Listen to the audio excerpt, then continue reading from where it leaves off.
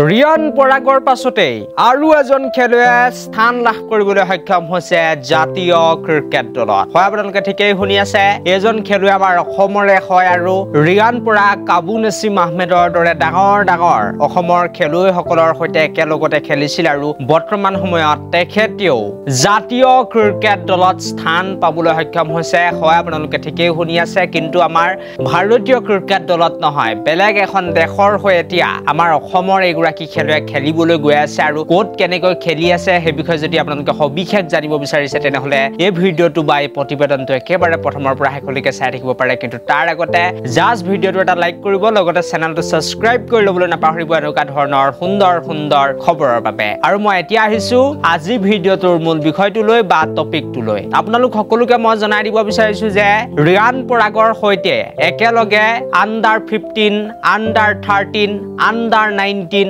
আণ্ডাৰ-23 cricket খেলা, তাৰ লগতে ডমেষ্টিক অৰ্থাৎ ঘৰুৱা ক্ৰিকেটতো প্ৰতিনিধিত্ব কৰা এজন খেলুৱৈ বৰ্তমান সময়ত ওমানৰ আন্তঃৰাষ্ট্ৰীয় ক্ৰিকেট দলত স্থান পাবলৈ সক্ষম হৈছে। হয় আপোনালোকে ঠিকেই শুনি আছে, ওমানৰ দলত তেখেতে স্থান পাইছে আৰু ৰিয়ান পৰাগৰ সৈতে একেলগতে তেওঁ আণ্ডাৰ-19 খেলিছে, আণ্ডাৰ-23 খেলিছে। তাৰ পাছতে ঘৰুৱা ক্ৰিকেটত আচলতে তেখেত ষ্টেণ্ড বাই হিচাপে আছিল অসম টীমত। তাৰপিছত খেলিবলৈ নাপালে বাৰু প্ৰতিনিধিত্ব কৰিবলৈ নাপালে অসম টীমক, ষ্টেণ্ড বাইতে থাকি গ'ল। ছৈয়দ মুস্তাক আলী ট্ৰফি হওক, ৰঞ্জী ট্ৰফিতো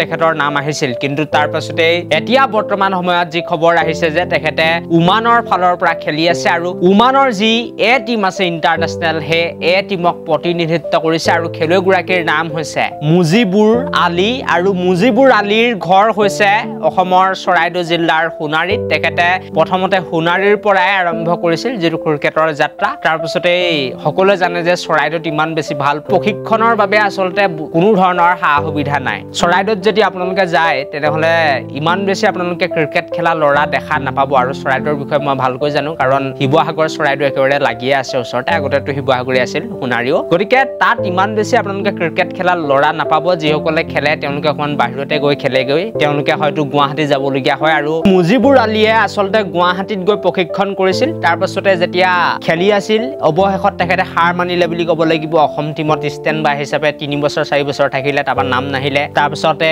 তেখেত গুচি যাবলগীয়া হয় ওমানলৈ। তেখেত কিছুমান ব্যৱসায়ৰ ক্ষেত্ৰত যায় নেকি বুলি গম পোৱা গৈছে বৰ্তমান সময়ত। আৰু ওমানলৈ যেতিয়া গুচি যায় তাৰপিছত লাহে ক্ৰিকেট খেলিবলৈ আৰম্ভ কৰে। তাত T10 খেলে, 10 ভৰীয়া টুৰ্ণামেণ্টবিলাক, আৰু তাৰ পৰাই চিলেকশ্যন হৈ এতিয়া ওমানৰ টীমত স্থান পাবলৈ সক্ষম হৈছে। আৰু মই কৈছোঁ যে ৰিয়ান পৰাগৰ সৈতে একেলগতে খেলিছিল আৰু আশা কৰিম যাতে এই খেলুৱৈগৰাকীয়ে ওমানৰ হৈ ভাল খেলিবলৈ সক্ষম হয়। নিজৰ দেশক বা ভাৰতক প্ৰতিনিধিত্ব কৰিবলৈ নোৱাৰিলেও বেলেগৰ দেশৰ হৈ খেলিছে, তেখেত উজ্বলি উঠক, সেইটোৱে মই আশা কৰিম। আৰু খবৰটো পাই আপোনালোকৰ কেনেকুৱা লাগিলে মোক কমেণ্ট ছেকশ্যনত জনাই দিব। থেংক ইউ ফৰ ৱাচিং দিছ ভিডিঅ'।